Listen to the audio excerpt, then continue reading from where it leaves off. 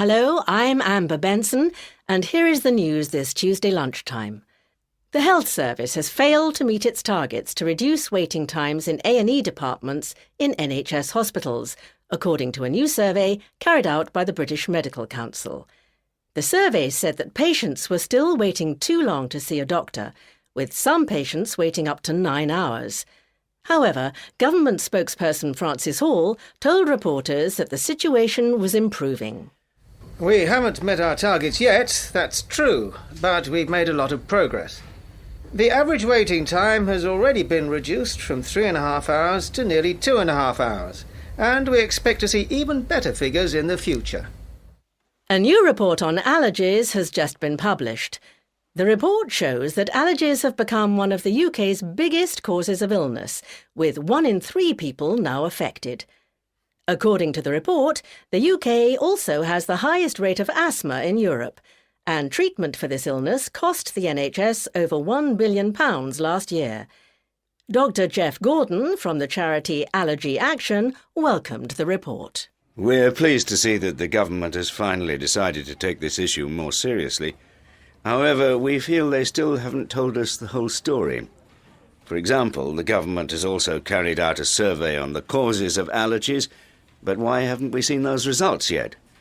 That survey still hasn't been published, although it was completed 6 months ago.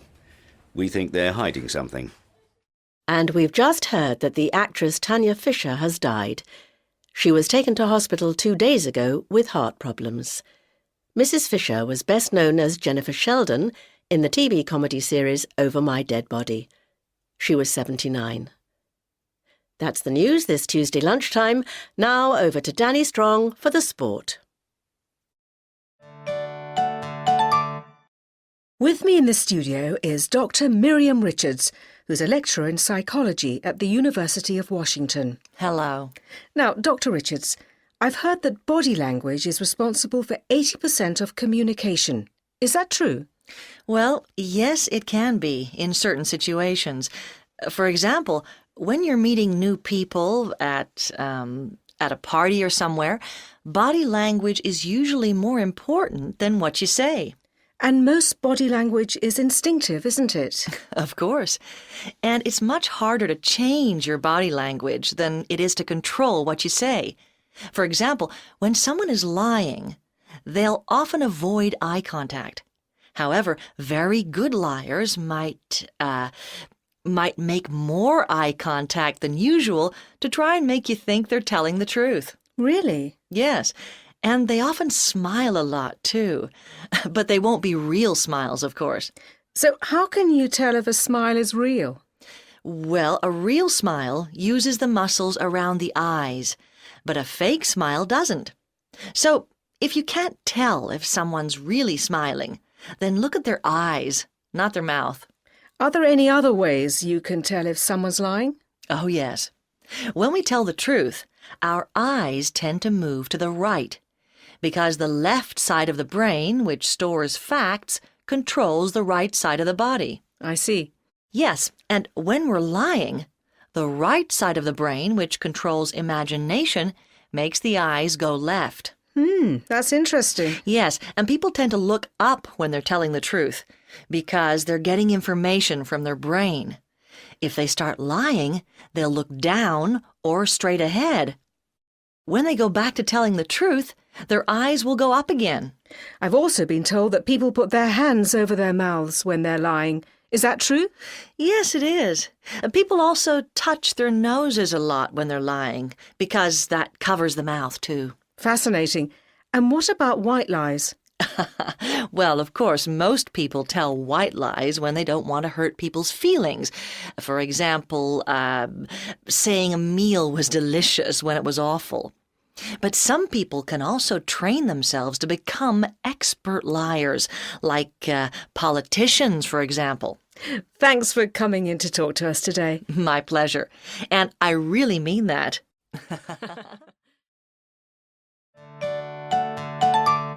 One.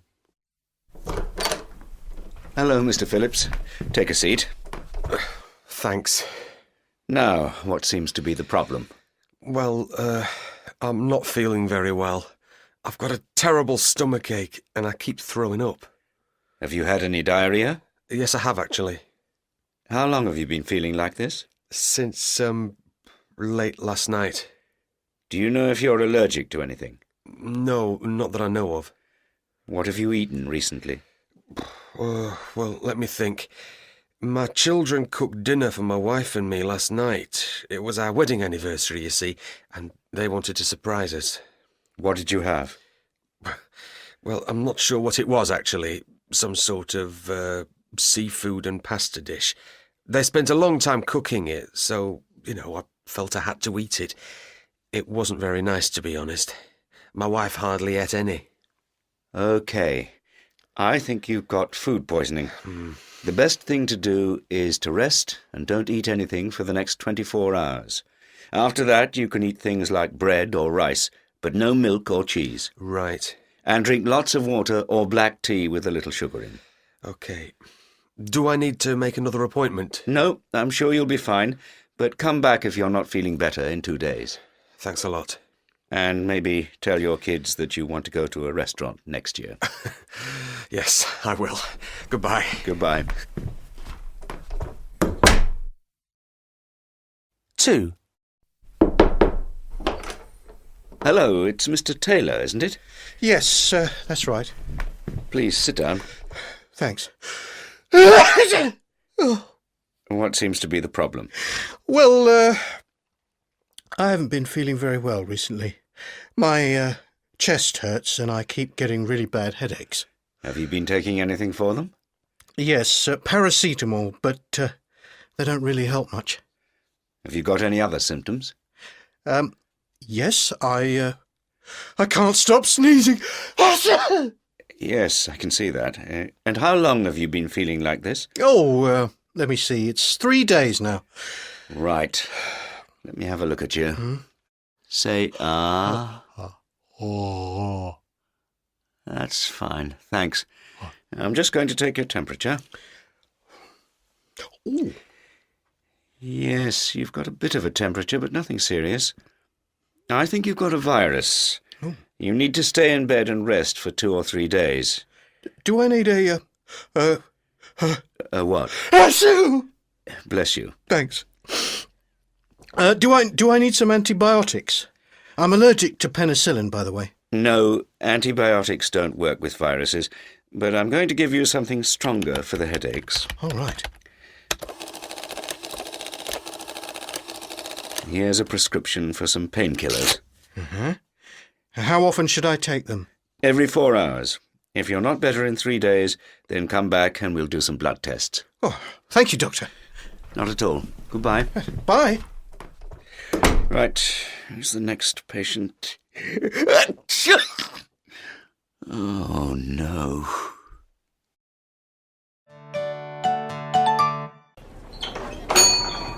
Hello. Hi. I think I've got the flu.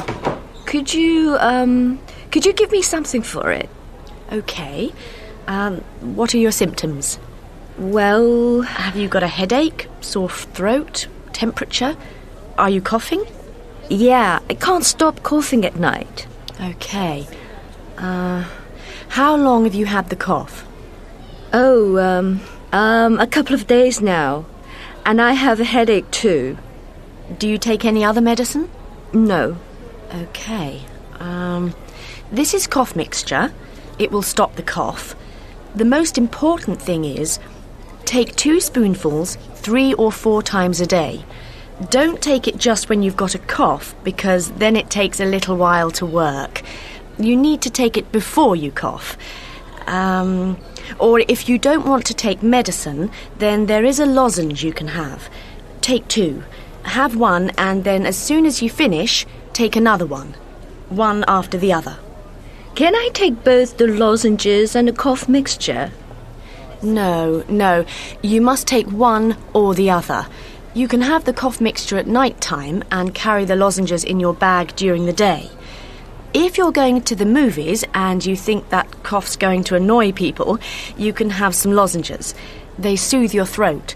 Because sometimes if your throat's dry, you cough. So that will help there. And what about my headache? You should take paracetamol for your headache. It's gentle on the stomach, and it's safe to take. And take 2 of those every 4 hours. Maximum of 8 in 24 hours. You mustn't take more than that. OK. And what about my eyes? They're really sore. Is there anything I can take for them? Yes, try these eye drops. Squeeze 1 or 2 drops into each eye twice a day. OK. And how long do I take this medicine for? About 10 days. You shouldn't take it for longer than that. OK, and remember to take multivitamins too. In Saudi Arabia, what you do if you have the flu is you drink babunech. It's a kind of hot drink. It's made with chamomile, which is a herb. You drink it very hot, and sometimes you have it with lots of lemon. You get vitamin C from that. In Japan, if you have a sore throat, we use daikon, a Chinese radish. It's a bit like a large white carrot. We grind the Chinese radish and put honey on it and leave it for a while. Then we wait until the juice comes out and then we drink it. In Brazil, if you're not well, you've got a cold or flu or something like that, well, garlic is really important. You have a glass of water and you put a little garlic in it and mix it together. Every half hour, you drink 2 or 3 spoonfuls of the liquid. I don't know if it works, but we try it. You have been looking at how the human body copes with very low temperatures, is that right? Yes, that's right. And what have you found? Well, it's an interesting question. Of course, freezing temperatures are bad for the body. You can get frostbite if your skin freezes. And about 2/3 of people whose body temperature falls below 28 degrees Celsius actually die. But at the same time, there are some people who have survived much lower body temperatures and made a full recovery. Can you give us an example? Yes. There's the famous case of a Swedish woman called Anna Bågenholm. She was skiing in the mountains in Norway when she had an accident. How did the accident happen? Well, she went skiing with 2 colleagues from her hospital. Anna was a doctor, you see, and was studying to become a surgeon. Anyway, the 3 of them were skiing down a steep mountain when Anna lost control of her skis. She fell onto a sheet of ice, which was actually the surface of a stream. The ice broke, and Anna fell head first through the hole, as far as her waist. Beneath the ice was water, freezing cold water. What did her 2 friends do? Well, they tried to pull her out by her legs, but she was trapped under the ice. She could breathe because there was some air between the ice and the water, but she couldn't move. After trying for 7 minutes to free her, her 2 colleagues gave up and phoned for help. And did help arrive quickly? 2 rescue teams set off to help Anna. One from the top of the mountain and one from the bottom. The one from the top arrived first, but they couldn't pull her out of the ice. What about the second team?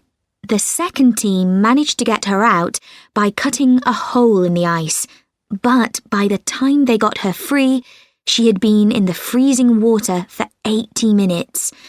Anna was not breathing and her heart was not beating. A helicopter took her to hospital. When she arrived, her body temperature was 13.7 degrees Celsius. According to the doctor in charge of the emergency room, Anna was ice cold and looked dead. But I guess she wasn't. Well, no. There's an expression among some doctors. You aren't dead until you're warm and dead. In other words, sometimes people who are extremely cold can come back to life when they get warmer. Doctors at the hospital worked for 9 hours to save Anna. When her temperature had risen to 36.4 degrees Celsius, her heart started beating again. Gradually, after many weeks, Anna made a full recovery. That's amazing. Yes. And in 2009, 10 years after the accident, Anna got a job working as a doctor in the hospital that had saved her life.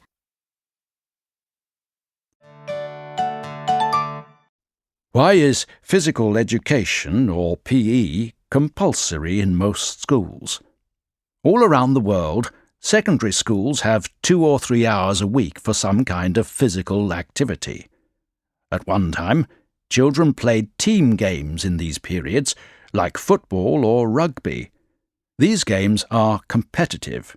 In other words, there is usually a winner and a loser. According to the theory, children learn 2 main things from competitive sports. Firstly, they learn to cooperate with other people. Secondly, they learn to be good losers and good winners. But ideas in education have changed, and nowadays many schools use PE periods to do non-competitive activities such as dance, aerobics or trampolining. Children also go swimming in PE lessons without taking part in races. PE teachers say that all children can do these activities and enjoy them, not just the sporty ones. This week I'm going to talk about nutrients. So today I'm going to define the word nutrient. Then I'm going to classify the different nutrients. After that, I'll give you some examples of foods which contain each type of nutrient. Next week, we'll go on to look at food groups. We'll also talk about quantity. How much food do you need from each group? Okay, so what is a nutrient? It's something which the body needs to operate properly. Food contains nutrients, which are basically energy and chemicals. Energy has many meanings. For example, electricity. But in the human body, energy is the ability to do work. Chemicals are things like calcium and magnesium. These chemicals help the parts of the body to operate correctly. The body needs different amounts of each nutrient. If you have too much of a particular type, you can get fat. If you have too little of a particular type, you can get ill. Okay, first, what are the different nutrients? There are 5 main types. Firstly, there are carbohydrates. Secondly, there is protein. Thirdly, we have vitamins. Fourthly, there are fats. Meat and fish contain fats. Finally, there are minerals. Food also contains fiber, which is important for digestion, but that is not a nutrient, so I'm not going to talk about that today. Okay, so we've seen the 5 different types. But what is the value of each type? Let's take carbohydrates. This is the main energy nutrient. Most people get most of their energy from carbohydrates. Secondly, we have protein. The body needs protein for growth. It also needs it to repair damaged parts. Next, vitamins. As I'm sure you know, there are several different vitamins, A, B, C, etc. Each one helps with a particular part of the body. But in general, vitamins help with growth and repair, like protein. Fourthly, we have fats. Most people think of fats as a bad thing, but some fats are necessary. They help to form chemicals called hormones, which carry messages around the body. Finally, there are minerals. We only need tiny amounts of these nutrients, but again, they are essential for growth and repair. Almost every nutrient has a role in that.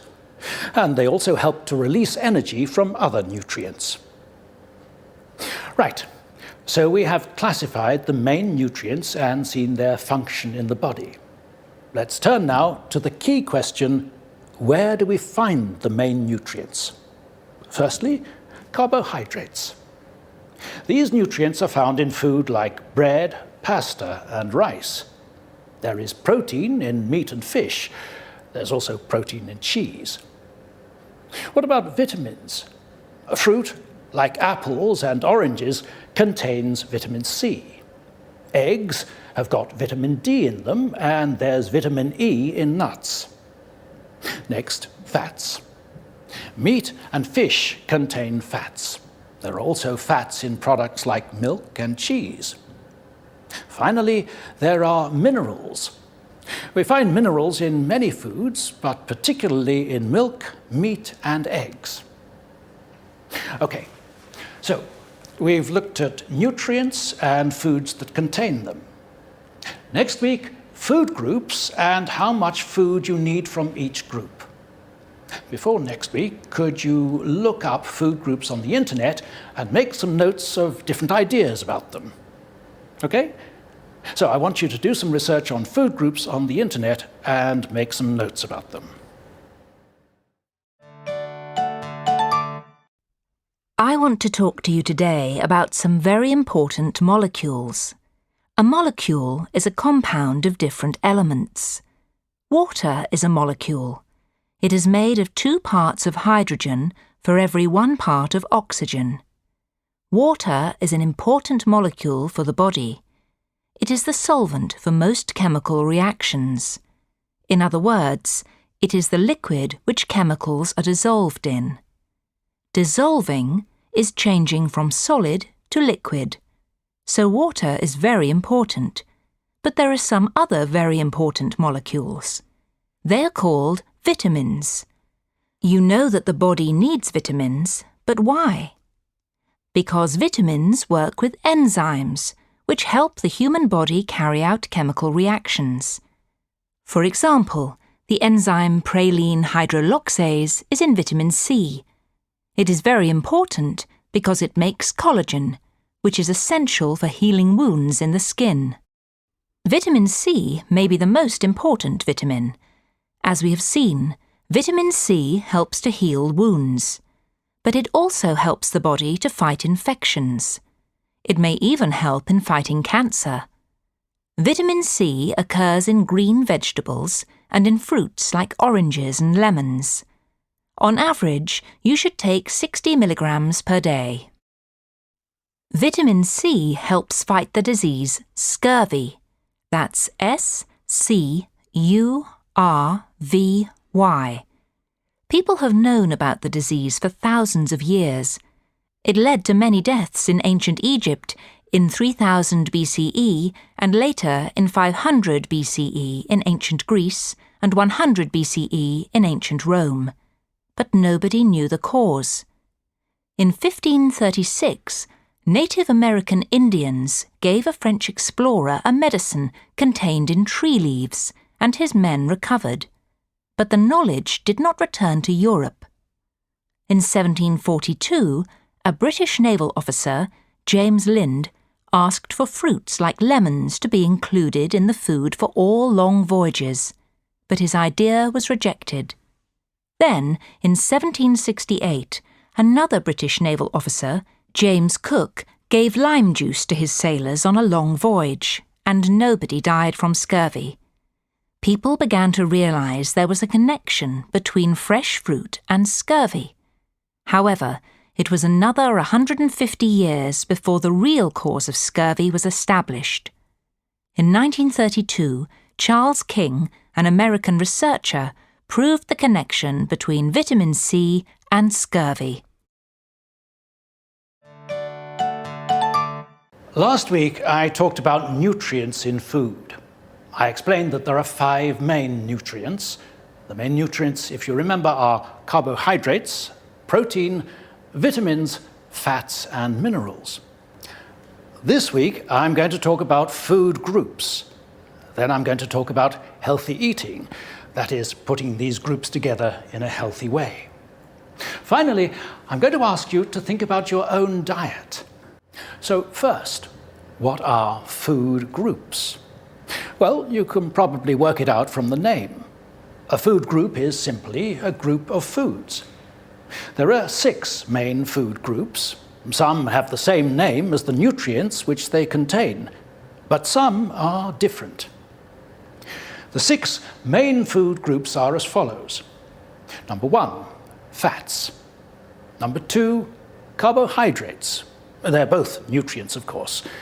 Then 3, vegetables. 4, fruit. 5, dairy products. And 6, meat and fish. One food group may need some explanation. What are dairy products? They are mainly milk and the products from milk. In other words, butter and cheese. English speakers usually include eggs in dairy products too. Okay, so what is the connection between the 6 food groups and healthy eating? Scientists say that a healthy diet consists of the correct balance between the foods in the different groups. But what is the correct balance? There's quite a lot of argument about this. I'm going to give you one idea. It comes from American scientists. In the USA, food scientists have made a pyramid of the food groups. This pyramid shows the balance between the different groups. Fats are at the top of the pyramid. According to the American scientists, we should only have 1 portion of fats each day. At the next level of the pyramid, we have dairy products on one side and meat and fish on the other. The American scientists recommend 3 portions of dairy products and 2 portions of meat or fish each day. At the third level, there are vegetables on one side and fruit on the other. Apparently, we should have 4 portions of fruit and 3 portions of vegetables. Finally, at the bottom of the pyramid, there are the carbohydrates. The scientists say we should eat 10 portions of carbohydrates.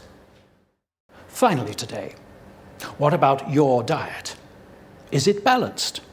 Think about a normal day. Do you have 10 portions of carbohydrates? That's pieces of bread, pasta, rice, potatoes. Not chips, of course, because they have fat on them. Do you have 4 portions of vegetables? Make a list of the foods you eat on an average day. Put the foods into the 6 main food groups. Work out a diet pyramid for you. Is it balanced?